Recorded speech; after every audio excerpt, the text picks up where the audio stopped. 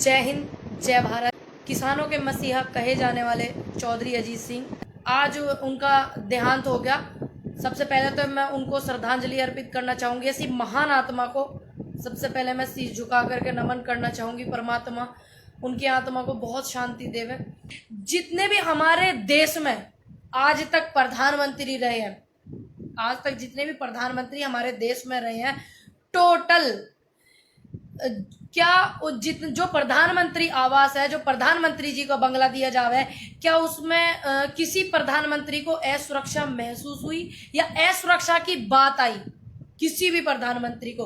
क्योंकि एक जो राजा है यानी कि मोदी जी, उनके लिए एक बिल्डिंग बनाई जा रही है 13,450 करोड़ का, जिसमें खर्चा लगा हुआ और उसकी अनुमति दी गई है। ये तकरीबन अप्रैल में दी गई है उसकी अनुमति।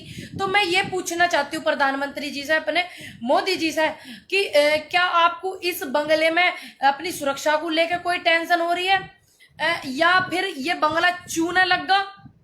जैसा संसद भवन में आपने पैसा लगाया, ठीक, आपने हॉस्पिटलों में नहीं लगाया, क्या जैसे संसद भवन में लगाया वैसे ही आपने जो अपना महल बना के तैयार करा, क्या ये जो आपका प्रधानमंत्री आवास जो दिया जावे, प्रधानमंत्री जी को जो दिया जावे, क्या वो चूने लग गया प्रभु? क्या वो टपकने लग गया? जो आप उस चीज को ज्यादा ध्यान दे रहे हो, लेकिन अस्पतालों पे ध्यान नहीं दे रहे हो, ऑक्सीजन पे इतना ध्यान नहीं दे रहे हो। देना चाहिए वैसा, हालांकि आप थोड़ा सा दे रहे हो। आप जब कोर्ट ने आपको फटकार लगाई है, सरकार को फटकार लगाई है कोर्ट ने, तो जब से थोड़ा सा ध्यान दे रहे हो, ज्यादा नहीं दे रहे हो। ये तो हमें भी पता कितना ध्यान दे रहे हो, जनता को पता, सभी को पता कितना ध्यान दे रहे हो। तो आप, ये मेरे मन में देखिए सवाल था, प्रधानमंत्री जी से सीधा सवाल करती हूँ और उम्मीद करती हूँ कि आप देश के प्रधानमंत्री और मैं देश की जनता हूँ, मैं आपसे अपने हक का सवाल पूछ रही हूँ, तो उम्मीद करती हूँ कि आप मेरे हक के सवाल का जवाब देंगे। क्या आपको उसमें अपनी सुरक्षा का खतरा था, महल में जिसमें आप रहते हैं, जो बंगला दिया गया आपको, या फिर वो चूना लग गया, टपकने लग गया? क्या ऐसी बात हो गई? तो ये मेरा आपसे सवाल है। उसको 12 अप्रैल के शायद समथिंग अनुमति दी है बनाने की।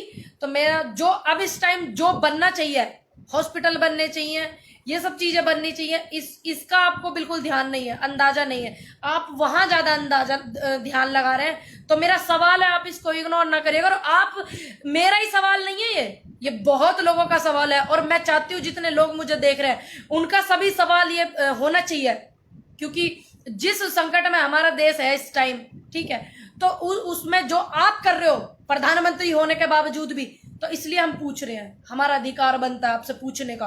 तो ज्यादा से ज्यादा इस बात को पूछे, सभी पूछे, अधिकार है, हम देश की जनता है, टैक्स भी देवे, ऐसी बात नहीं है टैक्स नहीं देते, ऐसी बात नहीं है हमारे देश की जनता मदद नहीं करती है, तो बिल्कुल अधिकार की बात है, बिल्कुल पूछेंगे हम तो साहब।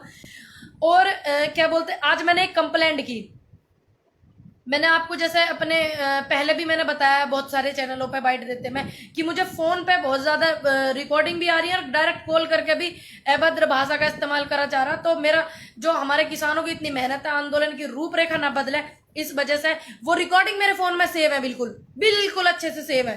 तो मैं उनका भी चेहरा सामने लेके आऊंगी। जैसे कि आज मैंने मेरठ में एक कंप्लेंट दी, पवन बंसल एक रहते हैं मेरठ में, माधवपुरम में, और माधवपुरम में ही मेरी बहन रहती है बड़ी वाली, उनका परिवार रहता है। उन्होंने एक फेसबुक व्हाट्सएप पे एक ग्रुप चल रहा था और मेरे परिवार के कई सदस्य उस ग्रुप में हैंगे, उसमें उन्होंने मेरी वीडियो जो एक बहुत वायरल हो रही है, मैंने जिससे कहा मोदी जी आप जो है क्या बोलते हैं कुछ नहीं कर पा रहे, तो आप अपने पद से इस्तीफा दीजिए। देखिए मेरे विचार थे, मैंने बोल दिए, सबको आजाद देश में है, सबको अपने विचार रखने का वो है, बशर्ते आपका मन है कि आप मेरे विचारों को पसंद करते हैं नहीं करते हैं। लेकिन किसी की भी ये हिम्मत नहीं, कोई मेरे स्वाभिमान को छेड़े या कोई मेरे सम्मान को खराब करे। मैं एक नारी हूं इसलिए नहीं, मुझे खुद ही पसंद नहीं कि मेरा कोई सम्मान, क्योंकि आज तक भी मैंने हर वीडियो में सबका सम्मान करा। हाँ, संविधान के दायरे में सारी बात बोलूंगी, अधिकार है, पूछूंगी भी, लेकिन ना मैं कभी किसी को टिप्पणी करती हूँ, ना कभी किसी को गलत बात बोलती हूँ, ना गलत भाषा का मैं इस्तेमाल करती हूँ। तो ये उन्होंने मुझे व्हाट्सएप पे बहुत गंदी गंदी गालियां, उस ग्रुप में जिसमें मेरा परिवार, मेरा समाज के लोग उसमें जुड़े हुए हैं। तो मैंने उनके खिलाफ कंप्लेंट की है आज ब्रह्मपुरी थाने में। तो वहां पे मुझे आश्वासन दिया कि बहुत जल्दी कार्रवाई होगी।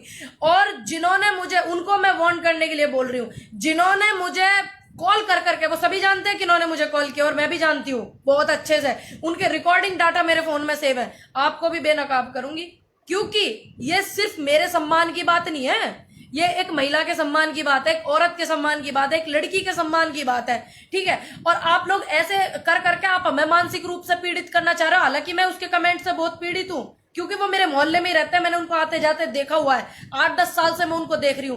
तो मैं कड़ी कार्रवाई करवाने की मांग करती हूँ पहले तो प्रशासन से, वहां के हाथ जोड़ के मेरी विनती है, क्योंकि ये चीज मुझसे ही नहीं जुड़ी हुई है। जब मैं अपने लिए, देखिए मैं कानून के दायरे में सारे काम करूंगी, जबकि वो व्यक्ति जो है क्रिमिनल, उससे उनका भाई भी 3 हत्या के उसमें जेल में रहे, और अब नशीले पदार्थ जो गैर कानूनी होते हैं उसमें वो जेल में, उनका भाई भी। तो उनको शायद इस चीज का बहुत घमंड है कि उनका भाई जो है बदमाश है, तो ये लड़की जो है डर जाएगी।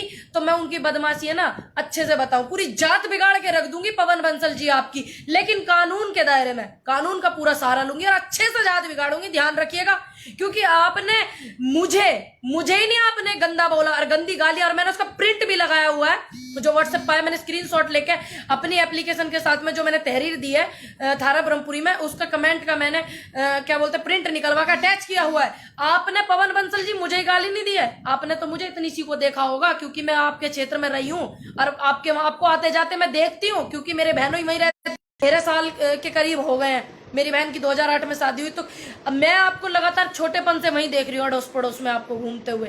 तो मैं आपकी जात ना बिगाड़ के रख दूं ना, तो बात है, क्योंकि मैंने आज गालियों के शब्द मैंने इस्तेमाल नहीं करे, और एक औरत को कोई भी गाली नहीं दे सकता। अगर आपको उसके विचार पसंद नहीं है तो आप देखो मत, बात खत्म, ठीक है। आप औरत को नहीं, और आप आदमी को भी गाली नहीं दे सकते हो, जरूरी नहीं है कि आप औरत को नहीं दे सकते। अगर मुझे किसी की बात बुरी लग रही है तो मेरा भी अधिकार नहीं, क्योंकि मैं कानून का पूरा सहारा लूंगी, कानून का बहुत सम्मान करती हूँ, ये प्रशासन भी जाने हैं। मैं बेशक अपनी बात रख रही हूँ बॉर्डर पे, किसानों की बात रख रही हूँ, रखूंगी, बिल्कुल रखूंगी, रोटी खाती हूँ बिल्कुल रखूंगी, लेकिन कोई भी पुलिस वाला व्यक्ति ये नहीं बता सकता कि इस लड़की ने हमसे गलत भाषा में बात करी है या इसने हमारा अपमान करा। तो मैं पुलिस प्रशासन का और कानून का पूरा साथ लूंगी, और कानून से मैं अनुरोध करती हूँ आगे प्रशासन से, निष्पक्ष रूप से मुझे आप जो है इस चीज को करें कि निष्पक्ष रूप से आप कार्रवाई करें इस बात पे। तो मैं अपनी बात को रखूंगी, बिल्कुल कानून के दायरे में सारे काम करने चाहिए, और मैं करती भी हूं और करूंगी भी।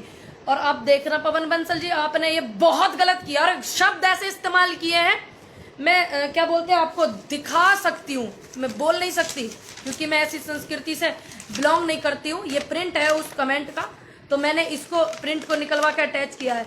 मैं आपको दिखा भी नहीं सकती, सच्ची में दिखा भी ठीक से नहीं सकती मैं आपको, जो इस्तेमाल करा पवन बंसल जो है। और क्या बोलते हैं, मैं बिल्कुल कड़ी कानून कार्रवाई चाहूंगी, क्योंकि आगे से ऐसे लोग जो ऐसे मानसिक रूप से पीड़ित होते हैं, ये एक तो नारी का सम्मान करना सीख जावे, एक इंसानियत दिखावे, इसलिए वो बहुत ज्यादा जरूरी है। क्योंकि मुझे देख करके बहुत सारी मेरी बहनें बोलती हैं कि हाँ वो ठीक बोलती हैं, हमें भी ऐसा बोलना है। तो मैं चाहती हूँ कि उनके मन में भी एक ये रहे कि हाँ हमारे लिए अगर कोई गलत बोलेगा तो बिल्कुल उसके गलेवान में हाथ डालेंगे, कोई रोकने वाला नहीं है, और बिल्कुल डालेंगे और डालूंगी, और कानून का पूरा सहारा लूंगी, और आपको जेल भिजवा कर रहूंगी, और उन्हें भी जेल भिजवाऊंगी जिनकी रिकॉर्डिंग मेरे फोन में। जय हिंद, जय भारत, जय जवान, जय किसान।